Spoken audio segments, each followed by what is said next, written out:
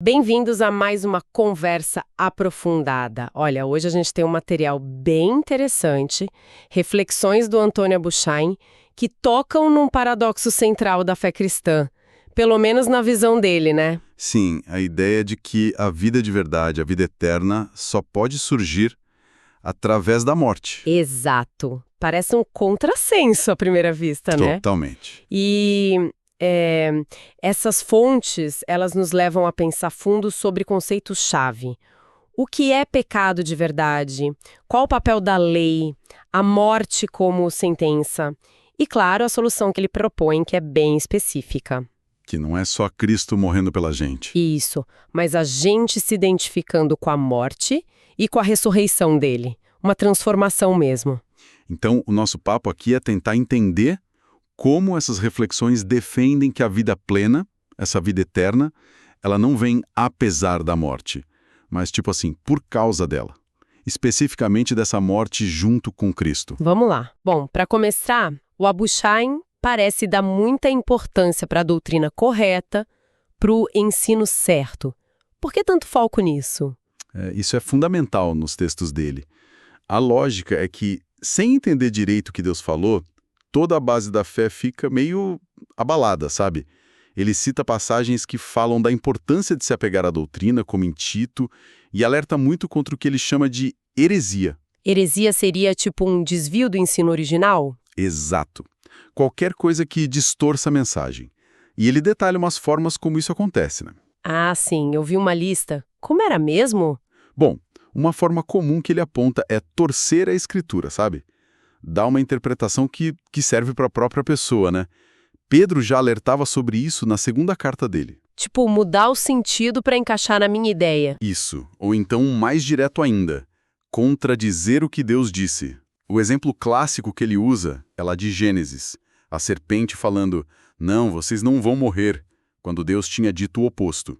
Aí ele contrapõe com Romanos, Deus é verdadeiro e todo homem é mentiroso. Entendi. Então não é só discordar, é distorcer ou negar mesmo. Justamente. Ele menciona também o perigo de aumentar a palavra, colocar coisa que não está lá, como Provérbios alerta, ou o contrário, diminuir, tirar partes, que Deuteronômio proíbe. E tem mais. Tem. Ir além do que está escrito, como Paulo fala em Coríntios, ou simplesmente rejeitar as partes do ensino que não agradam, sabe? Como Timóteo descreve. O ponto central é ser fiel ao que foi revelado. E existe um jeito certo de lidar com o ensino, um modelo que ele aprova? Com certeza. Ele elogia muito os bereanos lá de Atos. O pessoal lá ouvia o Paulo e depois ia conferir nas escrituras, todo dia, para ver se era aquilo mesmo. Essa atitude de checar na palavra que ele defende. Faz sentido. Uma verificação constante. E como essa necessidade de doutrina certa se liga com a visão dele sobre a condição humana? A ligação é total. A doutrina certa serve para a gente entender nossa real situação diante de Deus. E a descrição que ele faz é que a humanidade está separada da vida original de Deus desde a queda, né? Gênesis, Efésios. A ideia é uma desconexão fundamental. E essa separação, ela tem consequências no nosso dia a dia? Sim, muitas. A principal é uma inclinação natural para o que ele chama de iniquidade. Não são só os atos errados, os pecados, mas uma tendência interna, sabe? Isaías fala, cada um se desviava pelo seu caminho. É como uma raiz de egocentrismo, de rebeldia. Puxa, é uma visão bem séria sobre a natureza humana sem Deus. A vida humana natural é descrita como um vapor, algo passageiro, muitas vezes sem satisfação real, e que por si só caminha para a perdição. E o ponto-chave, tudo isso está debaixo da sentença justa da lei de Deus. O salário do pecado é a morte. Isso vem desde Gênesis e Paulo reforça em Romanos. É por isso, então, que ele critica as falsas certezas. Lembra dele mencionar a devoção a Maria ou só ser membro de igreja? Exatamente. Numa das fontes, ele usa esses exemplos para dizer que salvação não vem de ritual ou de pertencer a um grupo.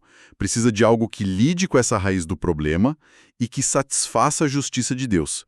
E aí entra uma ideia interessante sobre aceitação. Aceitação? Como assim? Ele argumenta que a questão principal não é a gente aceitar a Deus, mas sim sermos aceitos por Deus. Ele usa exemplos do Antigo Testamento, das ofertas que tinham que ser aceitáveis para Deus, sabe? Levítico fala disso. Ou Jó, que só foi restaurado e os amigos aceitos depois que Deus interveio e aceitou Jó. O que importa é a aceitação de Deus. Ok, entendi a base. Condição humana separada, debaixo de sentença, precisando ser aceita por Deus. Isso nos leva àquele ponto central e, confesso, o mais desafiador para mim nesses textos. A ideia de que a solução envolve a nossa morte. Como pode ser? Esse é o coração do argumento dele. A salvação não é vista só como um perdão legal, tipo Deus esqueceu a dívida. É uma transformação tão radical que exige o fim da vida antiga. E esse fim acontece quando a gente se une pela fé à morte de Cristo. Como naquela passagem de João, que Jesus diz que ao ser levantado na cruz, atrairia todos. Exatamente essa, uma atração para a cruz para participar da morte dele. E tem outras passagens-chave, Romanos 7,4 é muito forte. Assim, meus irmãos, também vós morrestes relativamente à lei por meio do corpo de Cristo. Note, vós morrestes. Não é só ele por nós. Não, é também nós nele. 2 Coríntios 5,14 é ainda mais claro. Um morreu por todos, logo todos morreram. A morte de Cristo foi substitutiva, sim, mas também inclusiva. Nossa velha identidade morreu junto com ele na cruz. Mas por que essa morte nossa é tão essencial? Por que o perdão sozinho não resolveria? Bom, segundo essa teologia, tem algumas razões conectadas. Primeiro, para satisfazer a justiça da lei. A lei dizia, pecou, morre. Levítico, Números, tem várias referências. Aí Gálatas diz, eu morri para a lei a fim de viver para Deus. Essa morte com Cristo é vista como o cumprimento dessa sentença em nós. A morte dele foi, na verdade, a nossa morte sendo executada nele. Isaías 53 fala disso. Então é como se a nossa pena fosse cumprida nele, mas de um jeito que nos inclui, tipo um pacote só. Isso, exatamente. Segundo, essa morte é vista como a única forma de lidar com a raiz do problema, a tal da iniquidade. Como Jesus falou em Mateus, tem que arrancar a planta ruim pela raiz, não adianta só podar os galhos, os pecados. Morrer com Cristo é morrer para essa natureza que gera o pecado. E o resultado disso seria? Estar morto para o pecado, como Romanos 6 fala, e morto para a lei, como Romanos 7 e Gálatas dizem. Você sai da jurisdição de ambos. Lembro de uma analogia que ele usa, a do vaso cheio de areia. Ah, sim. A fonte 183. É uma imagem forte, né? Um pote, um alqueire, cheio de areia. Para colocar trigo ali, não dá para só misturar. Tem que tirar toda a areia primeiro. E a areia seria a vida antiga. Isso. A vida cheia de pecado, debaixo da lei, precisa ser esvaziada pela morte com Cristo para que a nova vida, o trigo, possa preencher a pessoa. Isso me lembra aquelas palavras de Jesus que parecem tão duras sobre odiar a própria vida em Lucas e João. Sim, as fontes interpretam isso não como ódio literal, autodestrutivo, mas como uma rejeição total daquela vida velha, egocêntrica, separada de Deus. Tem que perder essa vida para ganhar a vida eterna, que é a vida de Cristo. E como alguém faz isso? Como se apropria dessa morte? O caminho é sempre a fé. Crer no que a palavra diz que aconteceu, que você morreu com Cristo. Uma fonte usa a imagem de se agarrar a essa verdade. Colossenses 3 fala direto, porque morrestes. É aceitar pela fé essa identidade com a morte de Cristo como algo que Deus fez por nós, em nós. A fonte 23 conta a historinha da menina aprendendo a simplesmente crer. Cristo morreu, então eu morri nele. Ponto. Tá, essa ideia da morte com Cristo é intensa. Mas e depois? Se essa morte acontece pela fé, o que vem do outro lado? Como é essa vida que surge?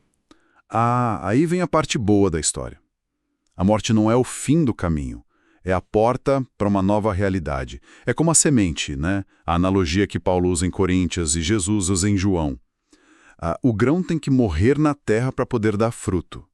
A morte com Cristo leva à ressurreição com ele para uma vida totalmente nova. E aquele verso famoso de Gálatas, estou crucificado com Cristo, resume bem isso? Logo, já não sou eu quem vive, mas Cristo vive em mim. É a declaração dessa troca radical. O eu antigo, pecador, ficou na cruz. Quem vive agora no crente é o próprio Cristo. Mas que tipo de vida é essa? É só uma versão melhorada da antiga? Não, não. É muito mais, segundo as fontes. Não é reforma, é outra qualidade de vida. É a própria vida ressuscitada de Cristo. Efésios fala que Deus nos deu vida juntamente com Cristo e nos ressuscitou juntamente com Ele. Colossenses 3 vai direto ao ponto. Quando Cristo, que é a nossa vida, se manifestar. Ele não só dá vida, Ele é a nossa vida. Então, o novo nascimento é isso. Exatamente. Essa é a essência da regeneração, do novo nascimento. Pedro fala que fomos gerados de novo para uma viva esperança pela ressurreição de Jesus. Acontece junto com a ressurreição dele. É uma vida que as fontes descrevem como eterna, divina. Uma delas chama de vida gloriosa, que vem da glória do Pai. E é segura. A vossa vida está oculta juntamente com Cristo em Deus. Agora entendi por que uma das fontes chama isso de bom negócio. Com certeza. A troca é essa. Você entrega uma vida natural, passageira, marcada pelo pecado, condenada, e recebe a vida do próprio Filho de Deus, eterna, divina, vitoriosa. É um contraste enorme com o que as fontes veem como ideias erradas de novo nascimento. Tipo, achar que é só o batismo ou uma cura. A mudança é muito mais profunda. E na prática, quais são as consequências disso no dia a dia? Se Cristo agora é a nossa vida, o que muda? Várias coisas radicais. A primeira, segundo as fontes, é a certeza da salvação. Romanos 6 diz que o fruto dessa nova vida é a santificação e, no fim, a vida eterna. Essa certeza não vem de sentimento, mas da própria vida de Cristo em nós. E a questão do pecado? Se estamos mortos para o pecado, a gente nunca mais erra? Não que nunca mais vá ter uma falha, um tropeço, mas significa que o pecado não domina mais.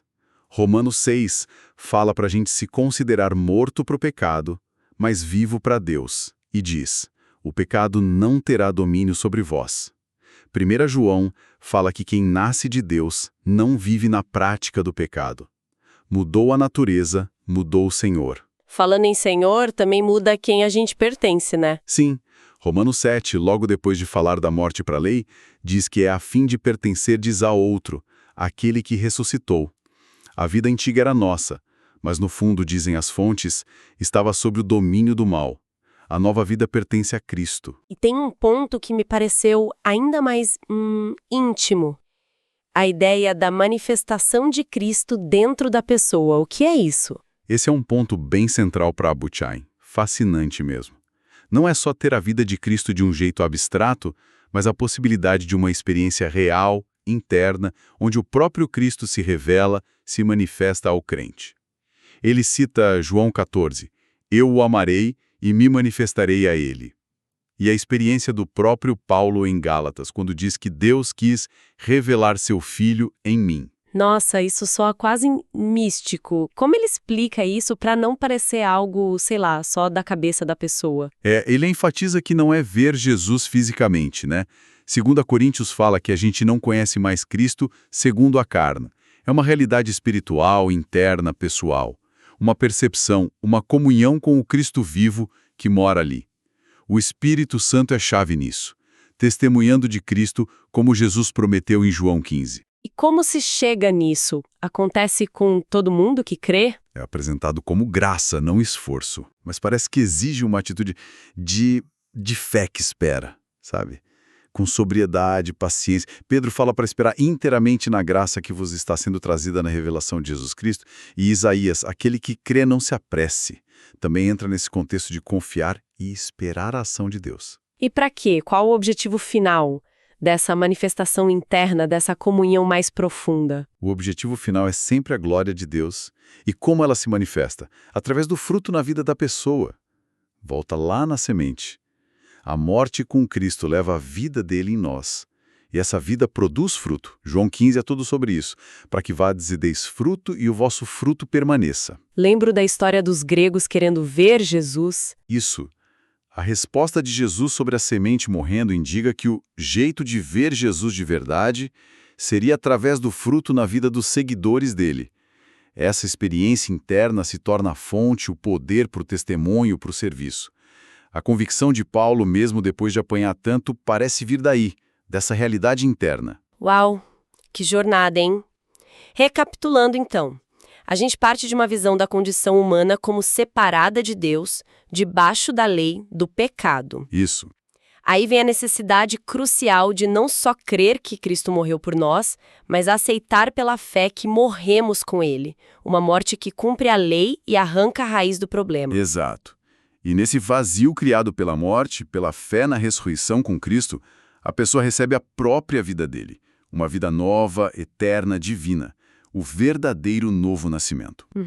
E essa vida não é só um conceito teológico. Ela traz consequências práticas. Certeza. Libertação do domínio do pecado, pertencer a Cristo e até essa possibilidade de uma comunhão tão profunda que ele se revela internamente, capacitando para dar fruto para Deus. O que nos deixa com uma pergunta para pensar, né? Talvez um pouco provocativa. Se essa visão do Abu Shain está correta, a experiência cristã autêntica vai muito além de só concordar com fatos ou seguir regras. É algo interno, contínuo, baseado nessa identificação radical com a morte e ressurreição de Cristo. Então, o que significa de verdade hoje para alguém se considerar morto para o pecado, mas vivo para Deus em Cristo Jesus? E como essa ideia de Cristo sendo a nossa vida e podendo até se manifestar dentro de nós, desafia talvez algumas formas de religiosidade mais focadas no externo, no esforço próprio, ou só seguir o exemplo. É algo pra gente mastigar um pouco, né?